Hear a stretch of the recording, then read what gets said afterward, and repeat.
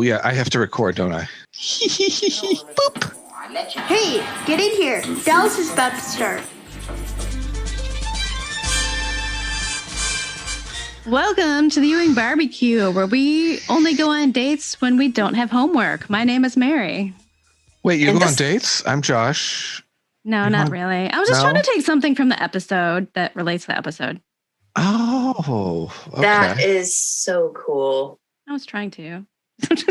And I'm Melody. Is that not coming through? Now I'm like, oh. No, I'm just like, no, I was just. That makes sense now.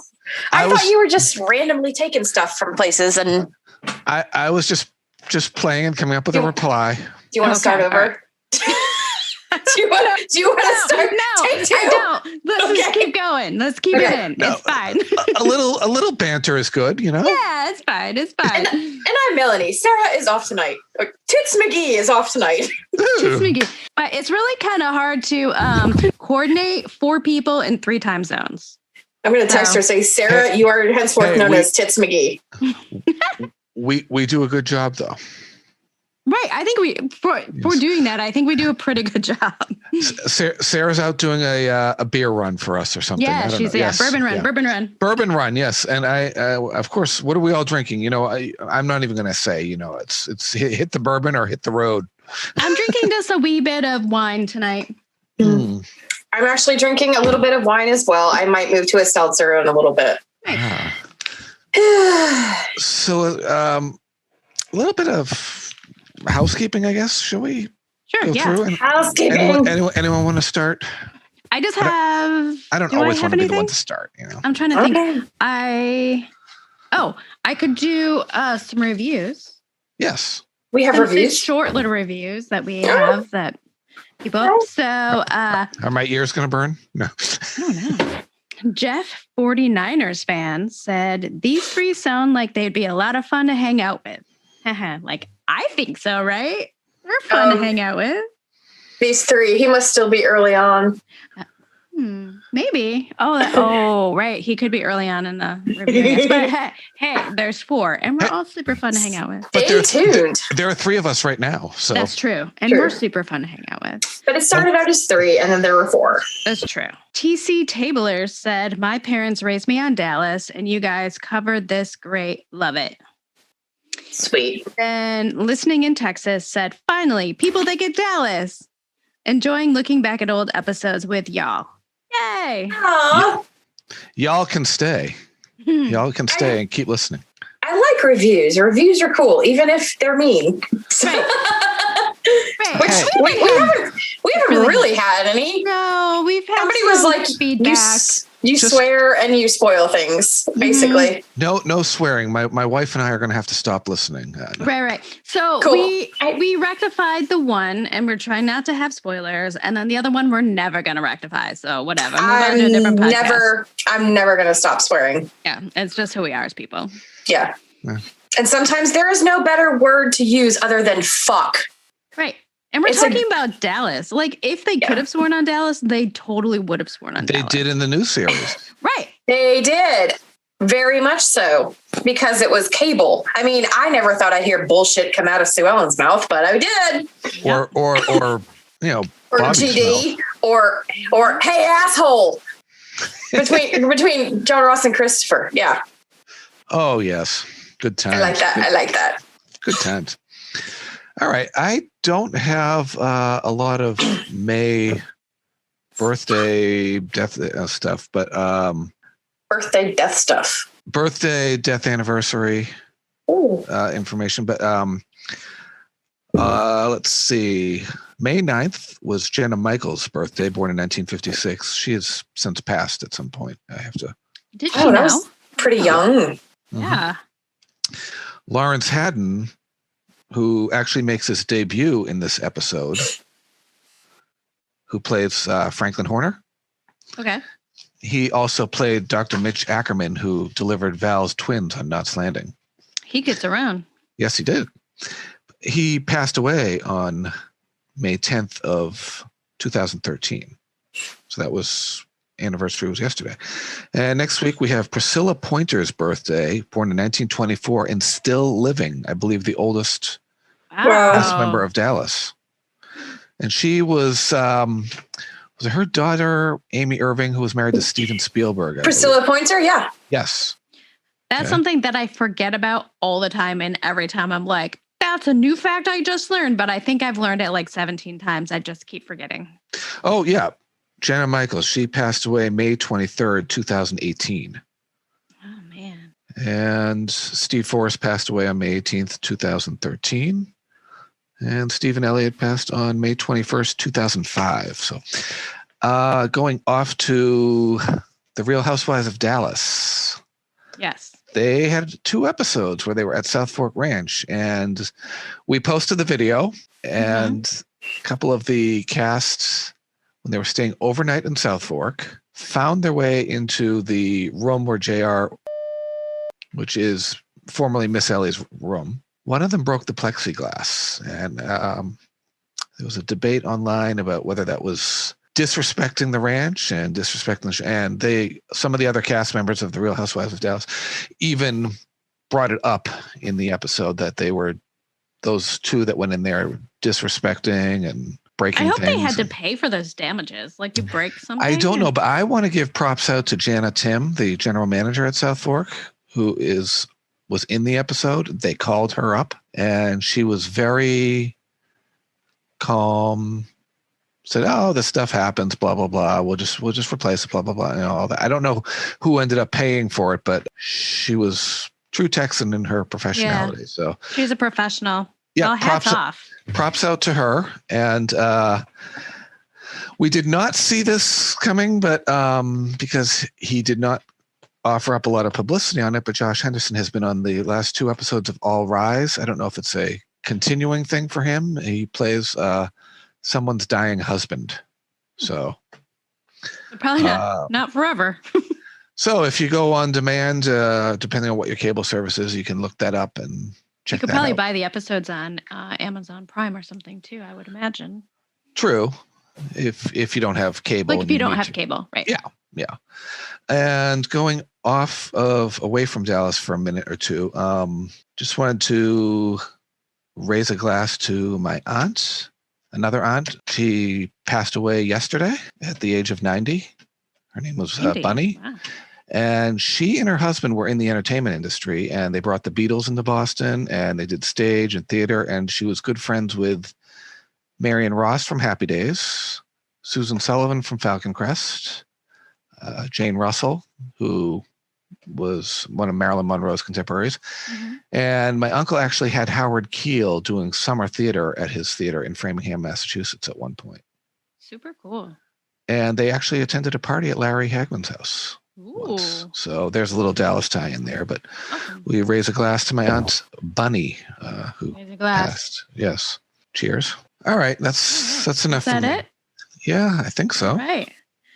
Okay. Tonight we are talking about season 4, episode 3, Nightmare. Oh, no! Wake up, dear. Wake up. I keep dreaming that I'm the one that pulled the trigger. That I shot JR. It was decided that as long as you're laid up, I'm to run Ewing Oil. I gotta admire you. You saw the opportunity and you took it. And I'd like to do it the best way I can, and that means without interference from you. I'd never do anything to hurt you. We're brothers.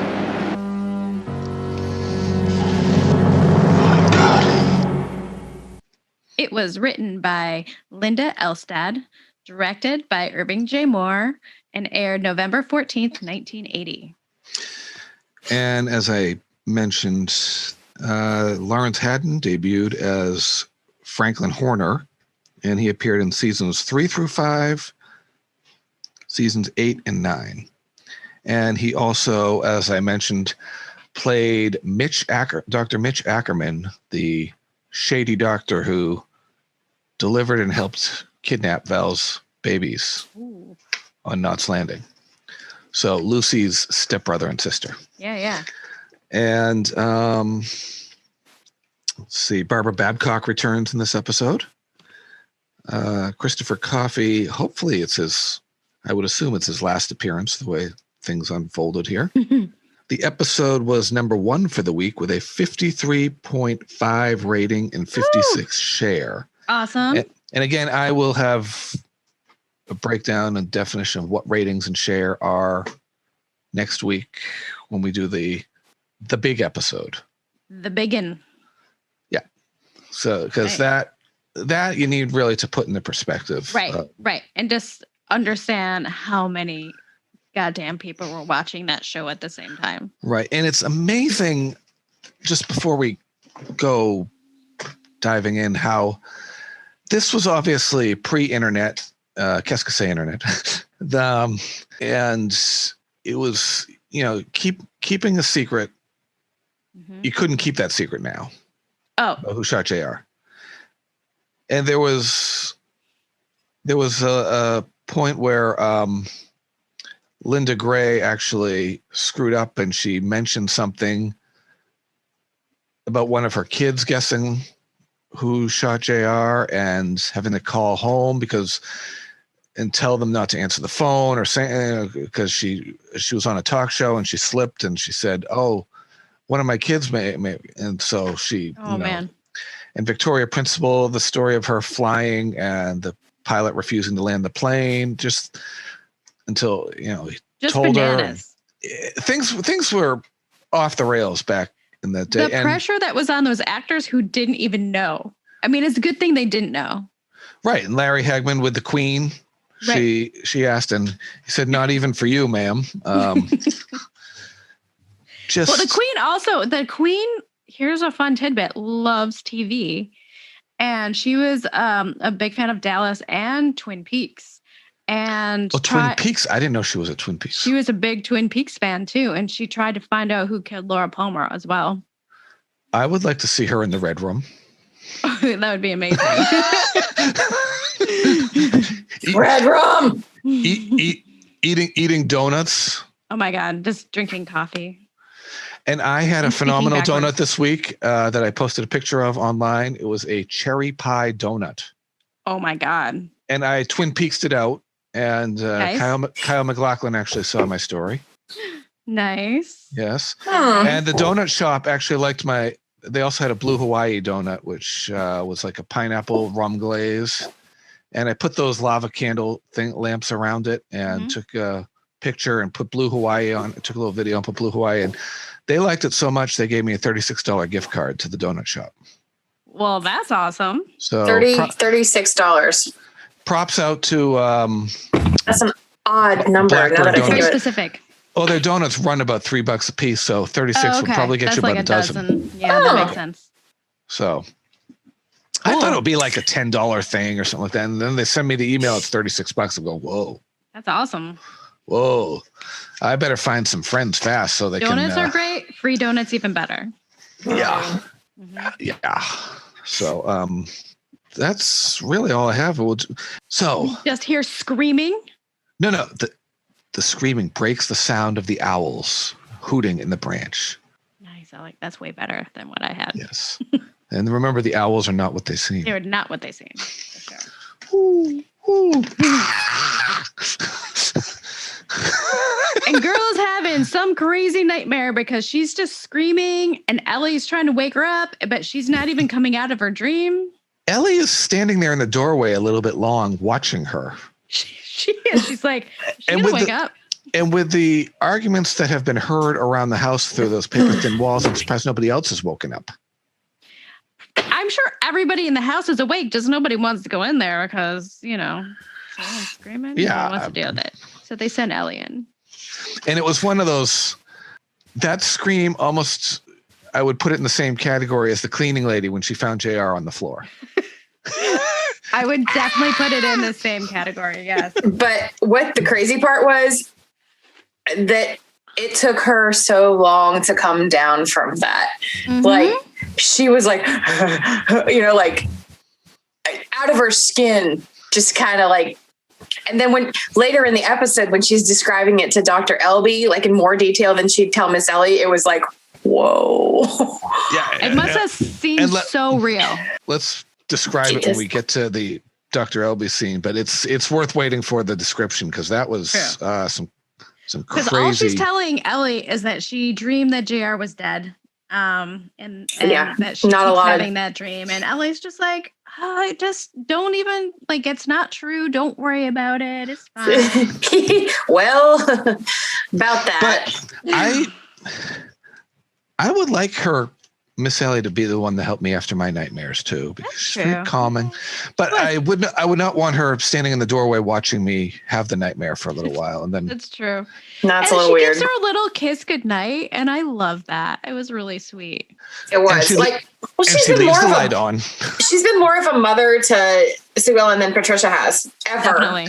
So Well, Patricia's off in Europe getting anal with the farm guy. Right. So she's nowhere to be found. And Ellie's never had a daughter, so I'm sure she's kind of like a daughter to her. So yeah, it was really adorable. Yeah. Oh, I just say we cut to Dallas Memorial. Yes. And this is actually the scene where if you look at bloopers and pranks, there's one where the bedpan. Yeah, he pulls out the piss container and he pours it into a glass to drink from it. He goes, "Oh, that's better." Yeah. This is where that scene was. And I'll look that blooper up online and we'll such a Larry thing. Yeah. Oh yeah. Kind of like in the one where everyone was shooting him and then he's standing at this desk and goes, "Well, y'all missed," or something like that. And then he takes a drink and they all start water starts spouting out all the holes. Oh yeah. The sign for Dallas Memorial, I just want to point out that I think where it says Dallas Memorial, I think it's the exact same font as the TV show logo. Possibly. Now we're going to have to pay attention more. It looks like the same font to me. And I was like, because it's obviously just placed there. And the shape of the building, I always keep saying it. It reminds me of the shape of the Contemporary Hotel at Disney World. I just don't know why. And the nurse is making JR try to drink water. And he's just like, "Ugh, why are you making me drink water? This is not bourbon." I want my bourbon and branch, not just branch. Yeah, because Jared's not into drinking water. Right. And who pops in the doorway there? Goddamn Jordan Lee. Basically just to like gloat that someone shot him. And he's disappointed that they didn't do a better job at it. Right. I wrote Jordan Lee 1, JR 0. And I don't know, JR throws like a book at him or something from his bed there. And he's like, Ellen Beam did the same thing. Ellen didn't end up coming in, but they both were coming there to basically laugh at JR for being shot. But Jordan Lee does. Like I get it, you guys, but come on. Wait till we get to his visitor later in the episode. Right. And we're not going to spoil that yet. Not yet.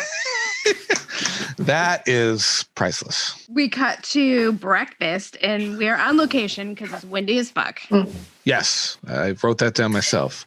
I really like Sue Ellen's dress.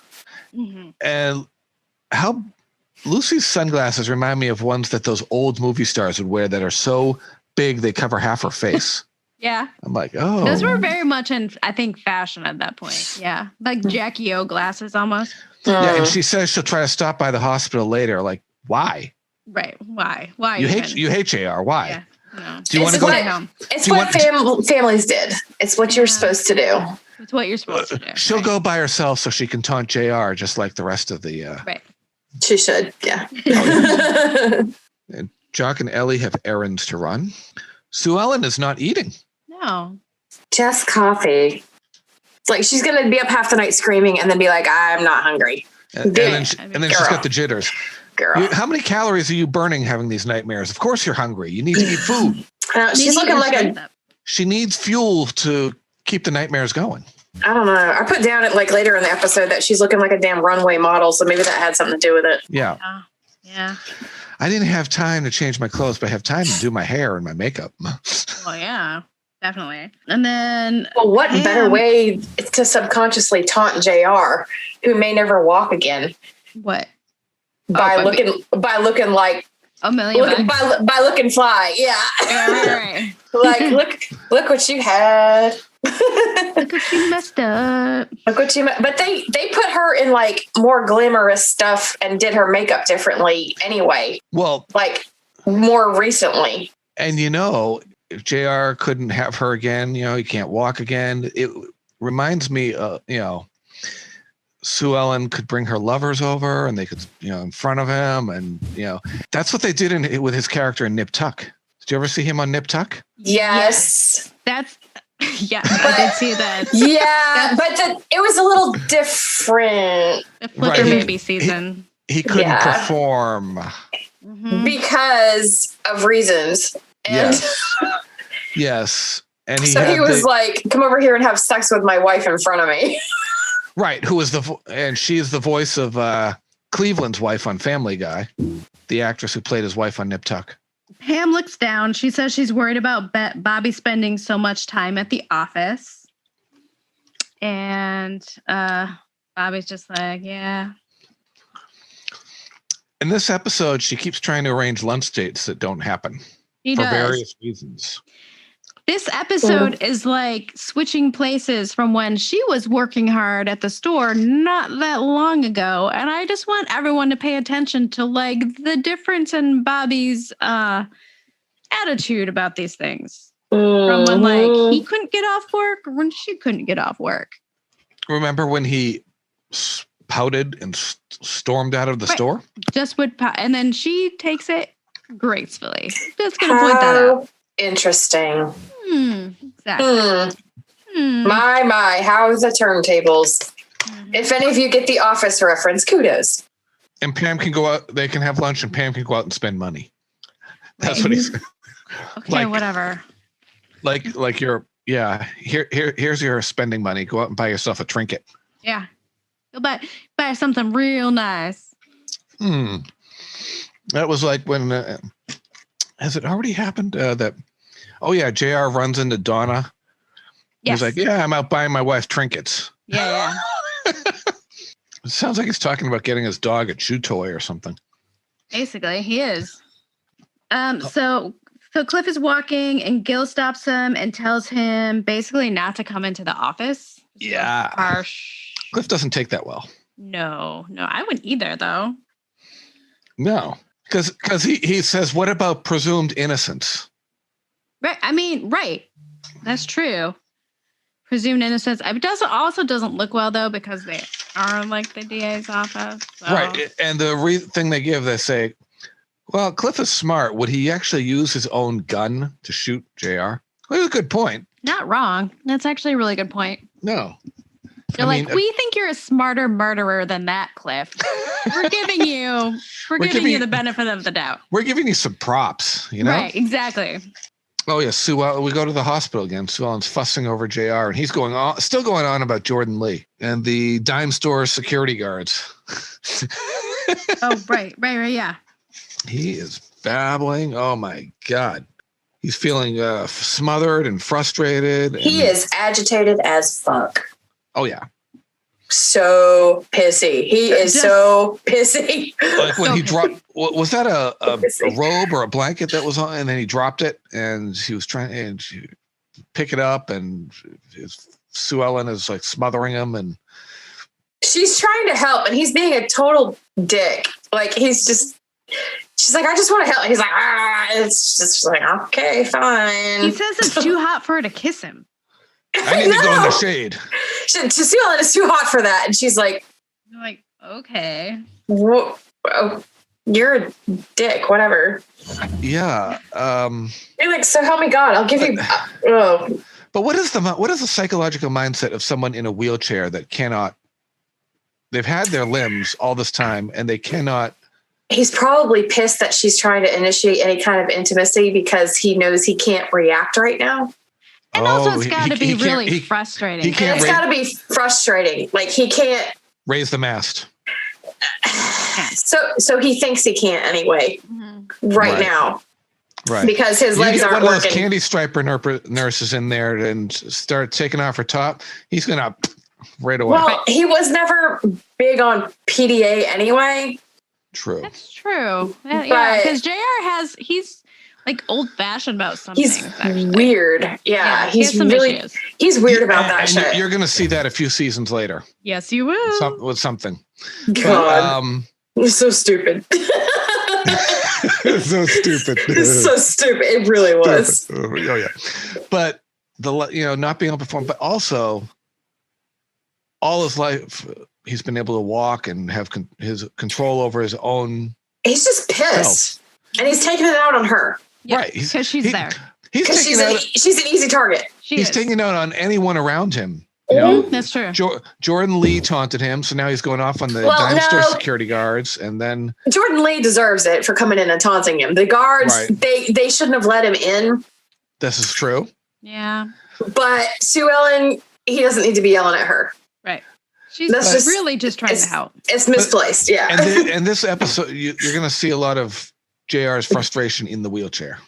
Yes. So it's obviously hard for someone that's been able to walk their whole life to be cut down and have to depend on others. And oh, definitely. It's frustrating. Mm-hmm. So yeah. And thankfully, none of us have ever experienced that. So, but we don't have enough enemies to want to. Well, actually, some of us don't. But and then he gets another visitor. Oh yes, he's struggling by the pool too. Yeah, he is. So he definitely doesn't want anyone to see that. And then who arrives? In comes Ray. Ray Krebs. And Sue Ellen, she says she needs to make a few phone calls and check on the house. What are you checking on the house? You pay people to do that. To make sure the house is still there? I don't know. I guess that's just a way to get away. She's like, ugh, I'm out of here. Yeah, I don't check on my house when I'm out. Oh, I'm sorry. I have to stop working. I got to go check on the house, make sure it's in one piece. Make sure it's still there, even though we pay people to be there all the time. Yeah. But Ray shows up with the best intentions. He's like, I'm coming here to bury the hatchet. We've had some bad blood recently, but like we were really good friends for a long time. And he reminisces about Waco and a bunch of other stuff. And Waco was a good time. How did that end up? Brian Dennehy and your right in your living room there with guns and making Sue Ellen. My guess is they went to Waco often though. Like maybe that was the last time they went to Waco, but I bet they did that a lot. That's the one that we saw, though. That's the one we saw. Right. And then there was that story about the Miss Texas competition, and he was a judge, and Ray was supposed to be the front man. And I would like to. I'd really want the prequel, like the middle years. Yes. I know we haven't talked about it in a couple episodes, but yes, definitely. There is just so much backstory. That is so good. Yeah. I mean, and all they need is someone to watch the episodes, make a lot of notes. Can we do that for them? Right. Can we be hired? Yeah, hire us. We'll do it. Let's give you story ideas that are like canon. Right. No making up characters that. Right, random shit that didn't. I mean, you can make up stuff in between, like if it fits with the canon, if you want, but it's only if it's really good. Right. There's enough stuff there that they don't have to make up much. Right. I mean, we don't know what happens from the time they went off the air until they came back. That's true. That's true, too. So Ray said that JR can count on him, and JR goes, I don't want to count on anyone but myself. And then he wheels himself off and struggles out the door. Right. So it's more of that frustration building because and he's just having a pity party for himself. He doesn't have control of his company. He can't walk. Yep. He's stuck in a hospital. And Bobby's doing trying to do God knows what with the company, and JR can't be there hands on in person to keep his secrets. Ewing Oil is a tall building in this exterior shot. Yeah. So Bobby is getting the runaround from the Cattleman's Bank over the signatures on a loan. And apparently it's been over a week that he's been trying to get these signatures. And Franklin Horner's always in a meeting, his secretary says. Yeah, conveniently. Right. But that meeting is really him standing over her shoulder, watching her deflect. Of course. Barf. Yeah. Barf. Yeah. Why don't you just go steal some babies out in California? Okay.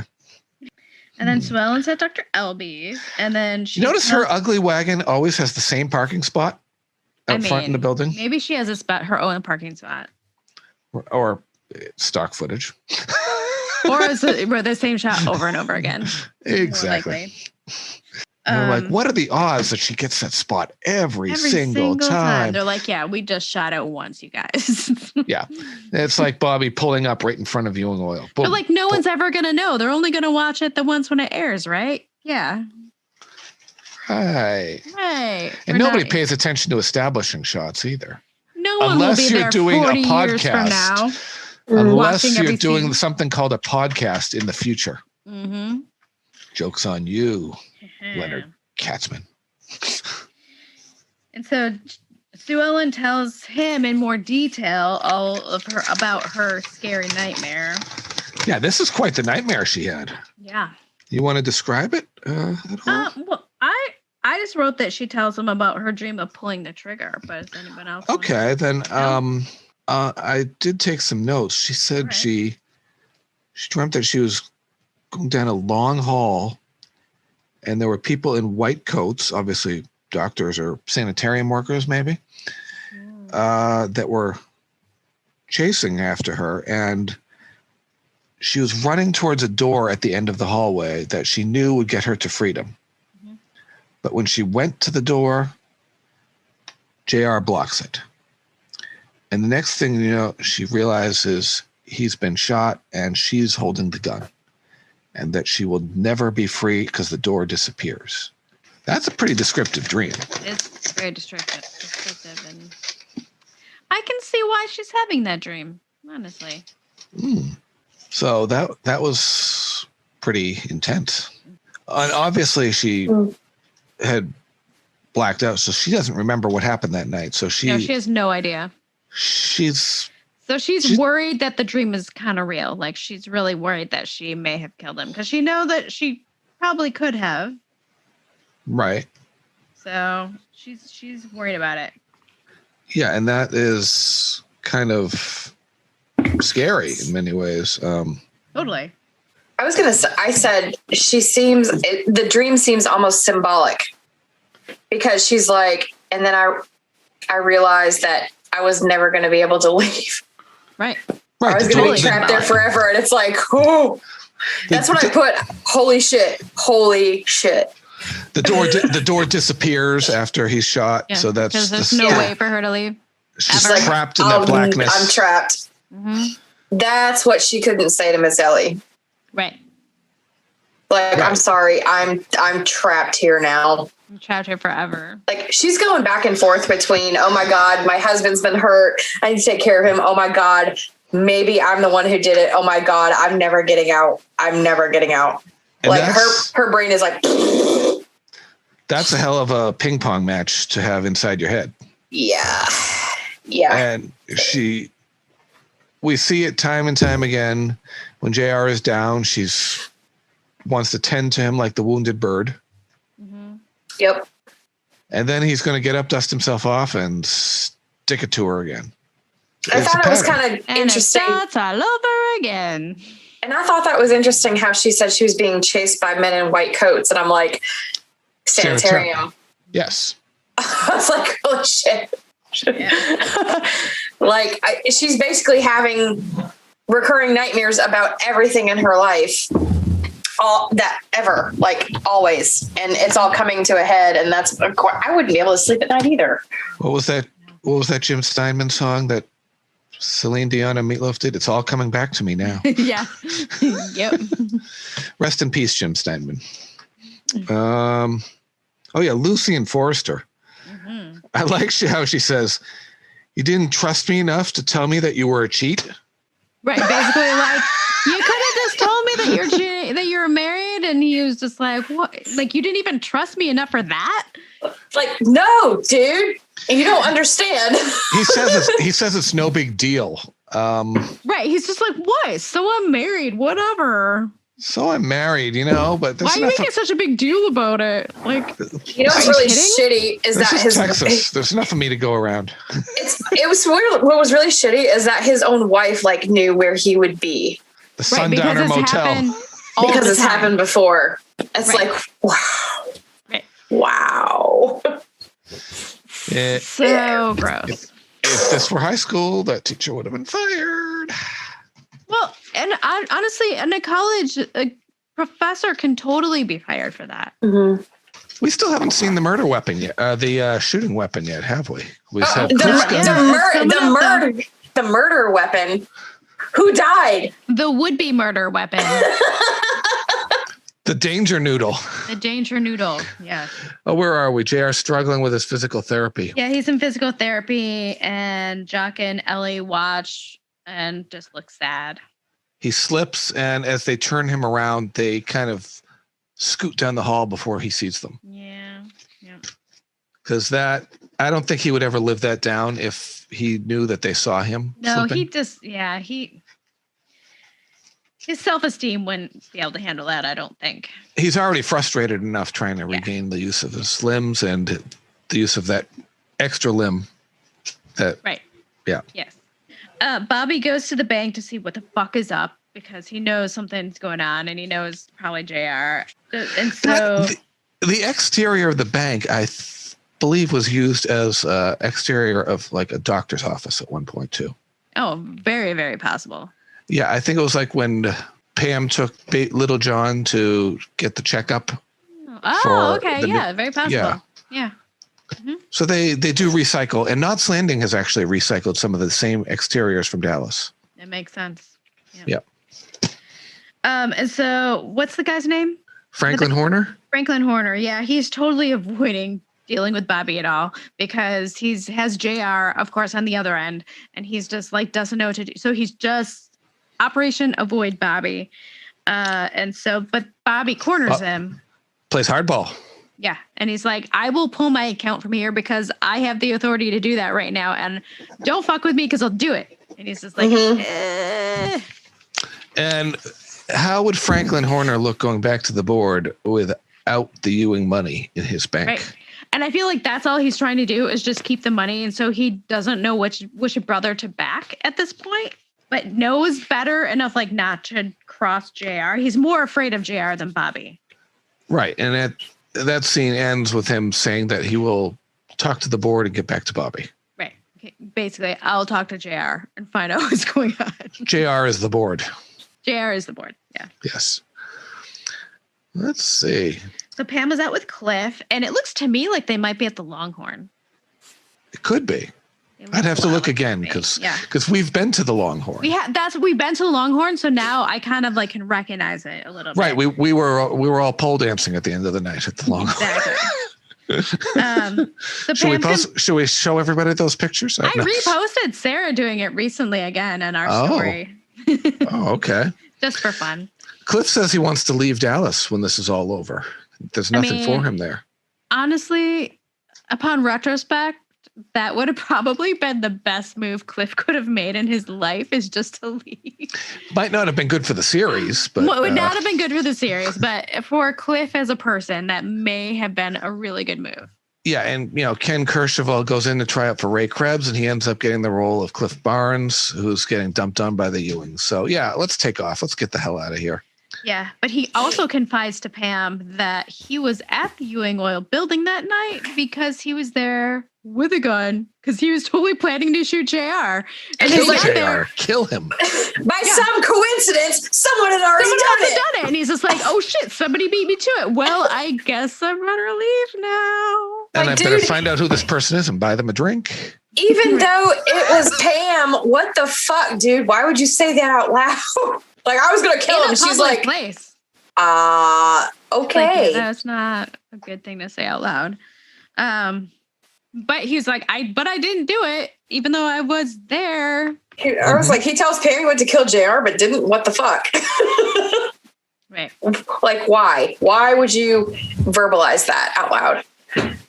In a public space. In a public space. That when you're at your house where things aren't bugged. Or hoping they aren't bugged, Yeah. In the car, because that would have been hard for anyone in 1980 to record that in a car. I don't. Be smarter, Cliff. Yeah, there are bugs everywhere now. Now it'd be so easy. And if you're in a city, you would end up on somebody's social media. Right. Someone just like live streaming it. Right. But you're in a city where J.R. Ewing is there. You don't want to open your mouth because you don't know the walls have ears. Exactly. So then we cut to the university, and Mitch is waiting for Lucy. And then No, Lucy's waiting. Mitch is there waiting for Lucy. He's like trying to find her on campus because he wants to apologize to her. Oh, that's that scene. Okay, there's another one later on where she's Right. But this one, he's like waiting because she at that point had just like been like, okay, well, I guess fuck that guy. But then he kind of like waits for her on campus and sees her, and then he apologizes. He says he was a bit uptight, like you think, because this is the first time that he's referred to as Mitch. True. He was not in the last episode. That's true. We didn't know his name. Now we know he's Mitch. Yeah, and she says it. She says it like she's known him for a while. Right. Which is, whatever. Whatever. Minor detail. And then he offers to buy her a drink. So he's like kind of going out of his way here. And we learn a little of his backstory too, which is interesting. Yeah, we do. So did you write any of it down? Because I did. Yeah, but go ahead. Okay. His father was a farm laborer and died of, was that pneumonia or? He said pneumonia, but said pneumonia at 30, but I thought he just worked himself to death or something like that. Yeah. That sounded more like it because pneumonia might have just been on the death certificate. Right, exactly. Worked himself endlessly, wore himself down, and contracted the pneumonia that killed him. Which honestly sounds like something Mitch would do. From what we know about Mitch so far, like he's a guy working really, really hard. You can see where like maybe he gets some of that work ethic from his dad.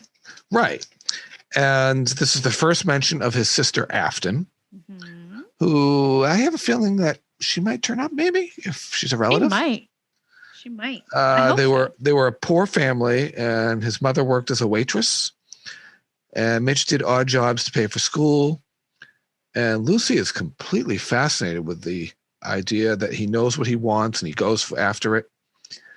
And all Lucy did was exist. But I thought it was funny. She goes, "Oh, I know all about poor and poverty because my mom was a waitress." I know. And he literally just kind of like looks at her like, "Are you kidding me?" I had to pause. I had to pause the episode and so I could stop laughing. Basically, like that's basically Mitch's reaction. He just looks at her and then she's just like, "Okay, well maybe I don't, but I thought I did." He's like, "Yeah, you have no idea, lady. You have no clue." Yeah.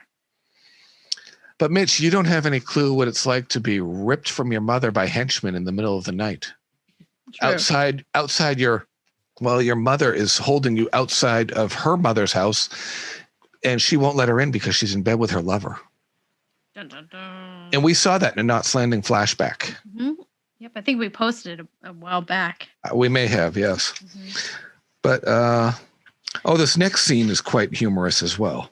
Yes, where Kristen runs into Sue Ellen on the street. And they're all chatty and helpful, and it's all in the past, and blah, blah, blah, blah, blah. I'm sitting there going, oh, my God. I do have to say, in this scene, this is the first time I've ever looked at the two of them and thought they look like sisters. Like, their hair color is the exact same color in this scene. And I don't know what it is, but it looks exactly the same. And they definitely look like they could be related, I think, for the first time. I didn't think about that. Mm-hmm. Melanie, did you think about that? I did not. But I definitely think I put down, she stops Sue Ellen in front of the hospital like she gives a damn. Don't be dumb, right. Sue Ellen. Don't be dumb. Why would Kristen stop manipulating you now when she's been doing it all along? That's exactly why I wrote down "don't be dumb" with 2 exclamation points. Uh-huh. But I didn't catch that part about the hair and everything. But it's interesting because it goes back to like what I said earlier about them giving Linda Gray like a different makeup and different wardrobe as time went on. Like they made her more glam. Well, the series is definitely getting more money at this point. So they're definitely putting more money into the clothes and the makeup. Yeah. Like you can tell, like getting better hairstylists, that whole thing. And it's really showing on people like Linda Gray. Yeah. And she just looks fabulous with long hair. Yeah. She looks amazing with long hair. And the quality of the film. It's better. Yeah. Yeah, that's right. Yeah, I bet. I never even thought about that before, but I bet they are shooting on better film now. Mhm. Yes. They have a budget, and they're using more and more locations too. The soundtracks and the scores for this season are a little different, though. And I think it's been mentioned in some books and stuff. Like it's kind of almost like pre-recorded factory music. If that's a good way to describe it. I don't know. It was probably just stock music before. And now they actually are like composing for the episodes. They're hiring composers, yes. Hiring composers, which I think I have a note about music in one of the scenes coming up. But definitely they start composing for the episodes. It becomes pretty apparent. And there is out there, I think you can find it on YouTube, obviously, because that's where I rip off albums when I don't want to pay for them, but don't tell. I wouldn't say that out loud, Cliff, in your like outdoor setting about killing JR. Don't speak too loud. Metallica and Napster is pretty raw for some of us. But the hashtag millennial. There are composer tracks that are out there for Dallas. Yes. Yeah, I didn't know themes. that. I have them on my iPod. I will find them out and I will post some up, a link on our okay. That would be great. page/group so that we can find people can hear them. Yeah, that would be great. Is Sue Ellen like forgetting something here? Because she says she has to take the little John to his checkup, and she tells Kristen to go upstairs and maybe get JR's mind off of his troubles. Are you forgetting how they were fucking very recently? I just wrote eeks. And as Kristen goes in, she gives a very curious look before she enters the hospital. She does. You're like, okay, what's up with that, Kristen? So then she goes in, and JR's on the phone with Franklin Horner, still trying to do work from his bed. Of course, talking about Bobby, who came by. Right. He doesn't know one end of an oil company from the other, and any business with the oil is going to go through JR, period. JR obviously is the bank board right now. Here's that scene we were talking about. Yeah. JR says he's surprised she's still in town. Calls her sugar. And then basically Kristen just taunts the fuck out of him. And she's just like, she sees his weakness and just pounces on it, which I can't blame her, honestly. And she says that he is out of power both in business and physically. Ooh, hits a nerve. He calls her a bitch. He's not man Did enough. You catch that? Not man enough anymore to give her what she wants. That was the end of the scene. He calls her a bitch. I didn't know you could say bitch on TV in 1980. Was that the first time we heard the word bitch on the show? I think so. That's the first time I recall hearing it. But the pièce de résistance is her pushing the wheelchair across the room. Yep. Beautiful. Chef's kiss, Kristen. Kristen. Kristen, what will we do without you?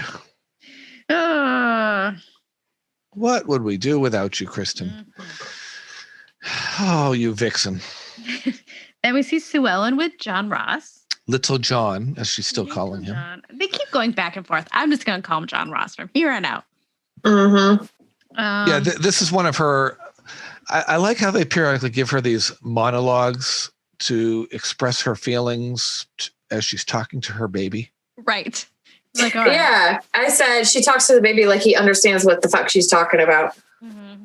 Right. Yeah. He's more of a trained psychiatrist than Dr. Elby, right? Yeah. I mean, yeah, probably. He has better hair than Dr. Elby. Definitely. Most definitely. Oh, Jeff Cooper, what was up with your hair? That was the 80s. Helmet head. Then we cut to Bobby at the office. JR's interfering again. Not happy. I just put Office Bobby again. Office Bobby. He's businessing. And He's then, like He's like business cat. Yeah. Basically, Jess hasn't moved the oil equipment because JR has called and told him not to. Yeah. And then Pam calls and Bobby forgot lunch again. Right, because Bobby's off to the hospital to confront JR. Right. And where is Pam? She runs into Liz Craig.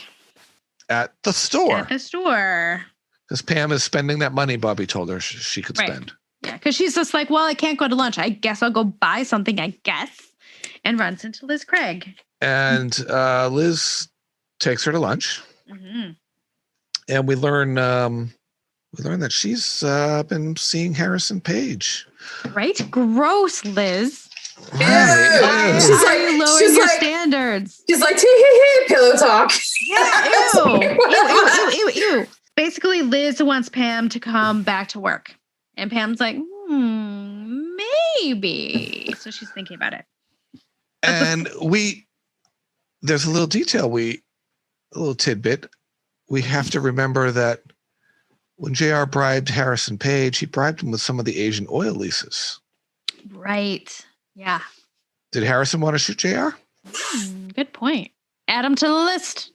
Pam says Bobby's working 16 hours a day, 7 days a week. I believe it. And she's running errands and shopping. It's just like she was when she first got there. And Bobby goes to confront JR. Who's having trouble with his slippers by the pool. Let's see. Bobby says he's in charge. And he wants any mistake that he makes to be his own and not one that JR set him up to make. Right, which, good luck with that, Bobby, but okay. Yeah. You really don't know your brother that well, do you? Right. And JR, this is not the last time we're going to hear this line. Bobby, I wouldn't do that. We're brothers. Right, no, we're brothers. I totally am really behind you. And you're like, really? Right. Okay. Right. Yeah. You're the dumbest brother I have, with the exception of Gary. But I put the scene. I put socks and sandals should be illegal. JR. Right. Even if you're in the hospital, no don't excuse. care. No excuse. None. Zero. Nope. No socks and sandals? Nope. I do that sometimes. It's so funny about that because JR's like, well, you have no problem getting it. And Bobby's like, hey, I took a job that I didn't even want. So like, fuck you, basically. Right. I was on my way out of this damn state because of you. And I didn't want any part of this, but if I'm going to do it, I'm going to do it. So, and then he brought up that daddy said, daddy wanted, blah, blah, blah. That's all you guys do is fucking please your parents. Uh-huh. Does mommy tuck you into bed like Cliff Clavin's mother does on Cheers? Jared probably wouldn't mind that.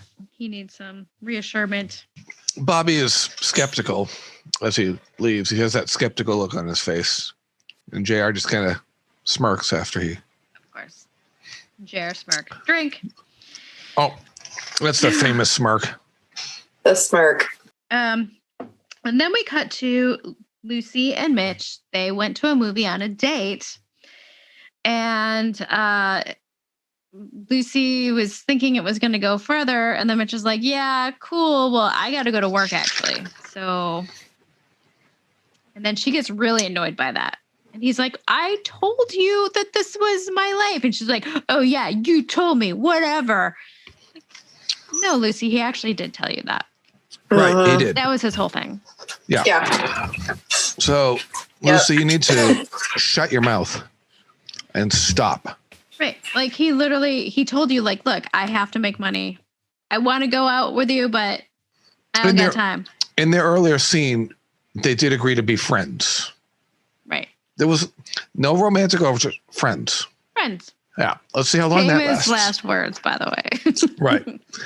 When you have a man and a woman on a TV show, and they say, oh, we'll just be friends. Friends is going to end up horizontal. Friends with benefits. Ooh, sign me up. Okay.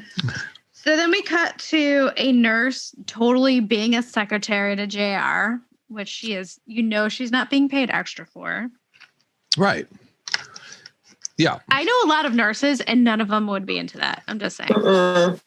No, they're there to do a job and they're not there to be your personal assistant. JR is ready to go home, though. And so he's made arrangements to leave the hospital without even telling Sue Ellen. And she's totally freaked out about it. She's like, I would have helped you. I would have. He's like, don't worry about it. I called Mama and Daddy. Don't worry about it. They're bringing my shit. Are bringing me my bag of stuff, and we're gonna. And she's like, "Oh God, they're going through our room." I bet she doesn't even think about it at the time, though. She's just like, think about it. "I would have done it. I would have done it. Right. I would have done it." So, cut to Jock and Ellie getting the stuff ready, like pulling stuff out of the room, like getting with stuff ready. His ugly plaid suit jacket. They seem to be popular at this time because Bobby has one on too. At some point. Plaid in 1980 was a thing. Right. So this is where I made the note about the music. I said the music in this scene sounds like music from Dark Shadows. It's all like dun, dun, dun. Mm-hmm. And that's honestly the stock music that I saw people were talking about. Like they use that same track over and over and over again for the next several episodes. And it's very like daytime soap opera-y. Yeah. Yeah. Which I'm here for because I loves me some daytime soap operas. Do not get me wrong. It was like in the early part when they went to the disco in episode 2. It was a disco version of the Dallas theme. and then when they went to when Bobby and Pam went to the convention in Las Vegas, they were showing all the exterior and all the shots. Oh yeah. They showed Reunion Tower, which is not in Las Vegas, which is weird, but they were using a variation of the theme to Dallas. They were. You're like, all right. Yeah. I guess you already have the rights to use that song. Cool. Right. We aren't too established, so there's only so much we can use except for stock. I feel like domain. after this season, they have absolutely no excuse to pull out all of the money for the music. Just saying. Right. Exactly. And Ellie wants Jock to get the slippers out of the closet, and he finds more than slippers. Yeah, he finds way more than slippers. He finds JR's gun, and it's been fired twice, and he's putting his hands all over it in some ways. And he's like sniffing it. Like, you got a nose for oil like Digger did, or you got a nose for gunpowder? Like, it's been a while since that gun has been fired, right? Like, it still smells? I know. You can't. I didn't think you could tell that unless it was really recent. But at the same time, the person who fired the gun wouldn't have necessarily thought to have cleaned it. Right. So maybe it does smell a little bit like. Maybe. I guess I don't know. I don't really know anything about So guns, should we call Jock? Like, should we call Jock Sniffer instead of Digger? I mean, could be. I mean, maybe. And see, I don't know. Maybe that type of gun just leaves a smell. Leaves a difference. I don't know. Like, but Jock was like, he's like, I smell. He smelled the gun and he was like, oh, and it's like, wait a minute, but how long has JR been in the hospital? Right. Seems like he's been there a bit. I know.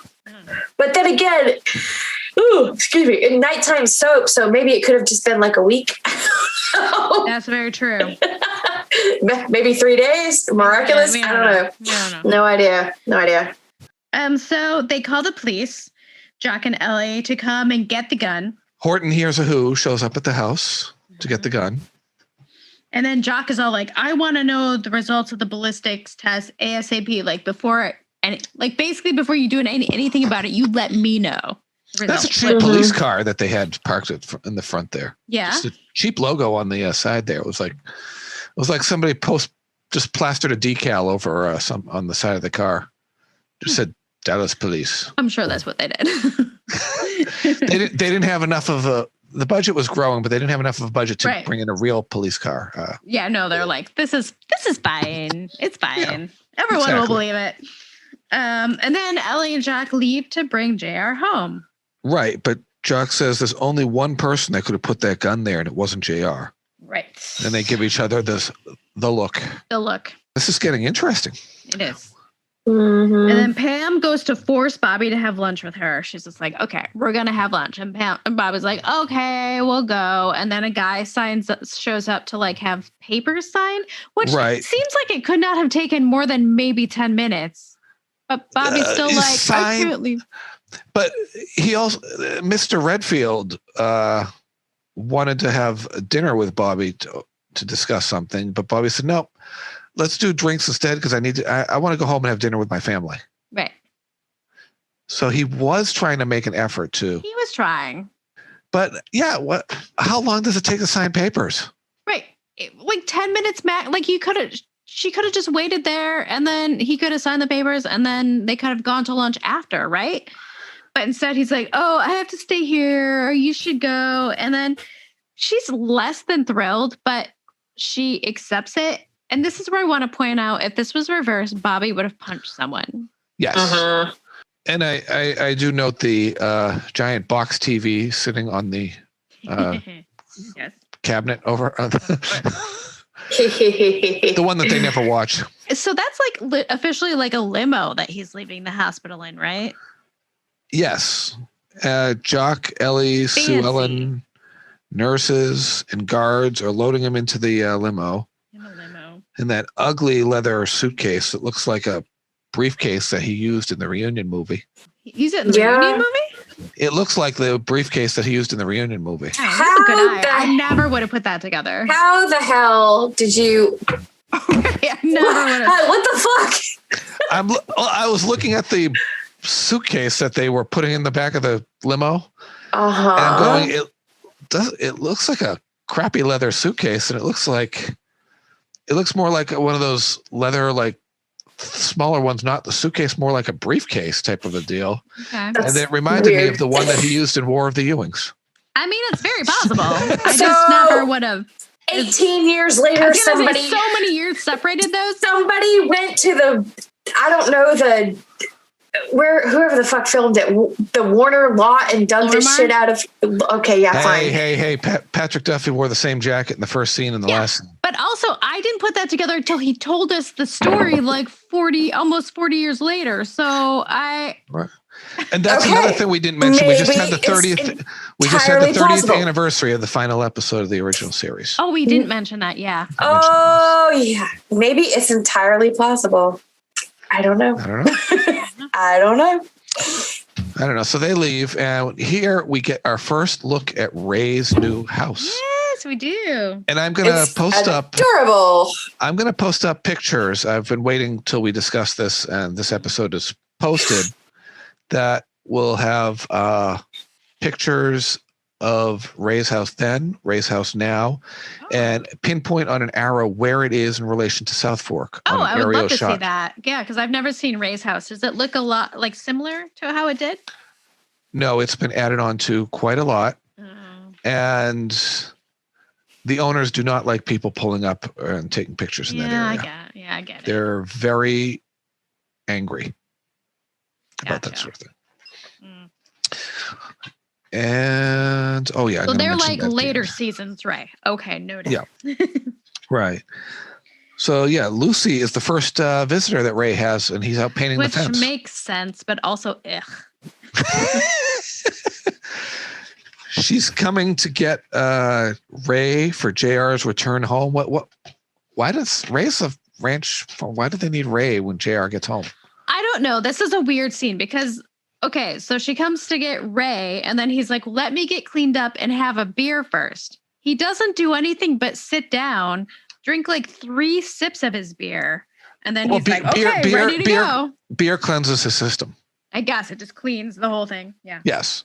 Yeah. He doesn't do any. He does not do anything. He doesn't get cleaned up one bit. The scene was just thrown in so that Lucy could say she's found herself another man and this one's a keeper.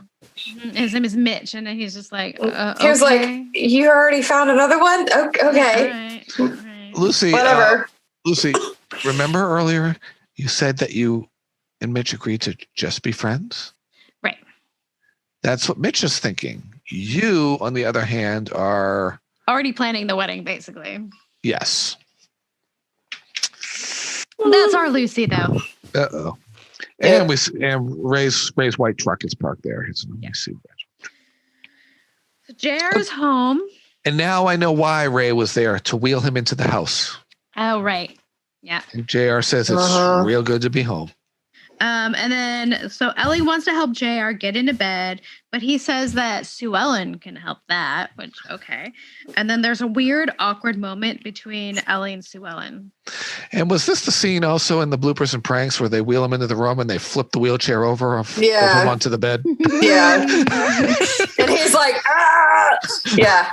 Well, when they're getting him from the hospital, though, I noticed that like they all got inside the limo and like shut the doors, and Sue Ellen was like holding that flower arrangement, and she's like, okay, like they didn't even let her get in the car with like in the back with them. She had to sit up. She had to sit up front. Yeah, they're mad at Sue Ellen. Actually, in the outtake that we all probably didn't see is they chained her to the bumper like they did to the dog in the movie Vacation.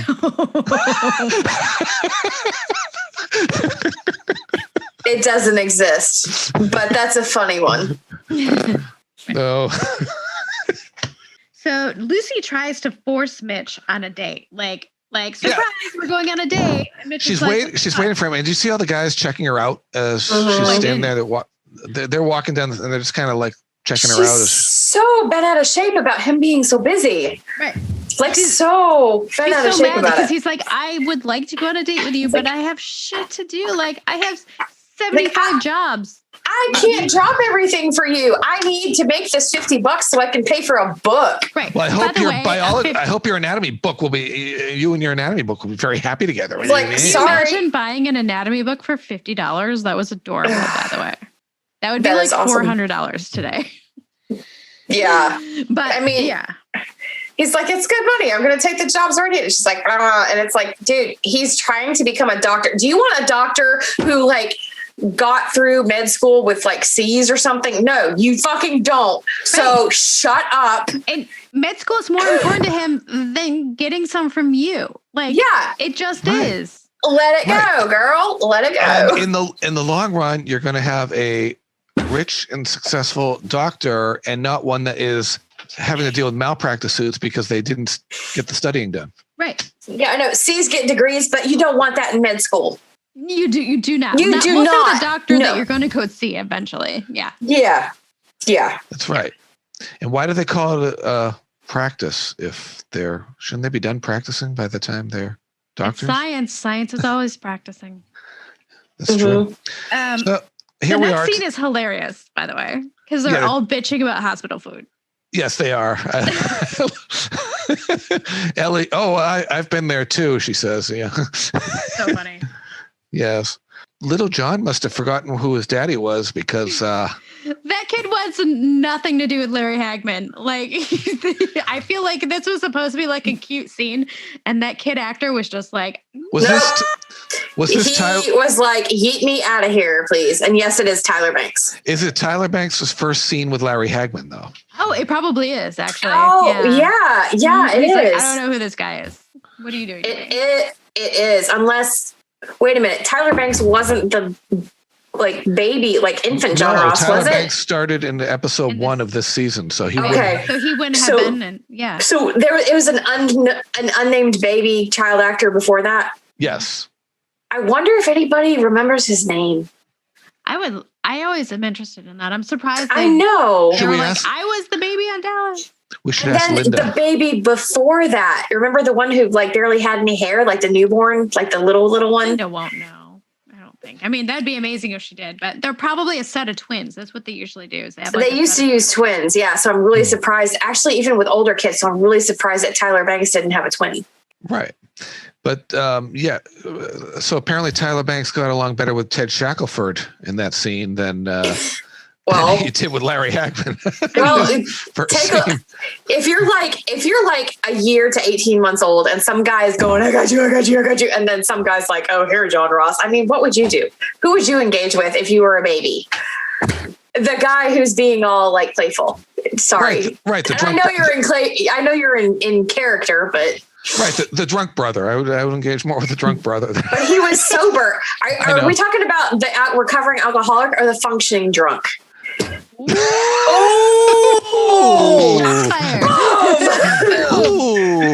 Oh, shots fired again. Yes. Again. We've had enough gunfire lately. This is why we're here. Speaking of shots fired, like Word to your there's mother.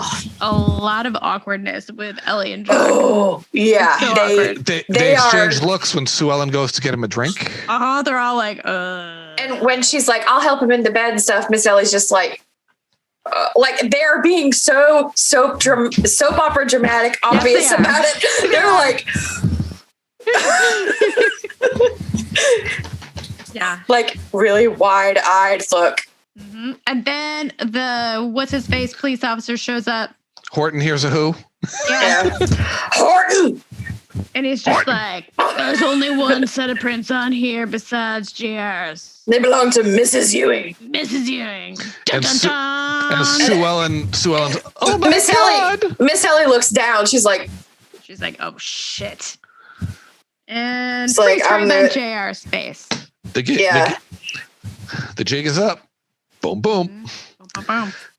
At least we don't have a to be continued at That's the end true. of this episode. I hope we're done with that because it's to be continued for the next few, like many decade or so. So Yeah. Yeah. So that is a wrap on this that nightmare. is a wrap. And I'm going to give it 3.5 bourbons and a $50 anatomy book. I am going to give it 3.75 and a gun with Sue Ellen's fingerprints on it. Ooh, nice. I'm going to give it 4 and an overdramatic soap opera-esque look between Jock and Miss Ellie. Of course. Good one. Of course, yes. Cool. Thanks for joining us on this episode. Please join us online in our Facebook group or on our Instagram or our Twitter.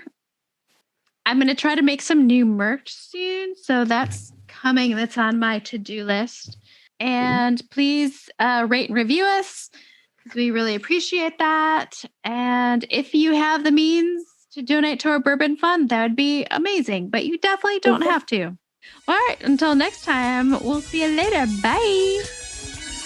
Y'all come back now, you hear? And Sarah, let's hope you.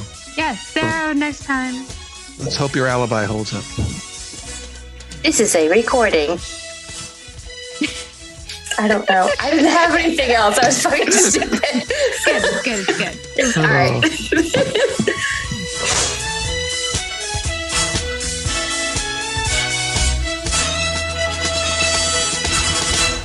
Next on Dallas. She could have tried any time she wanted to. The gun was right there in the closet. Well, she had to be out of her mind or drunk.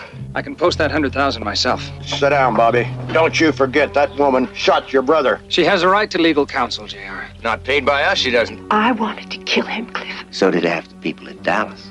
Out raising money for Sue Ellen's bail? What? Now, don't tell me you didn't know she's out. We just have to be more careful. JR? What are you doing here? Don't come any closer. I won't call the police. Don't you come any closer.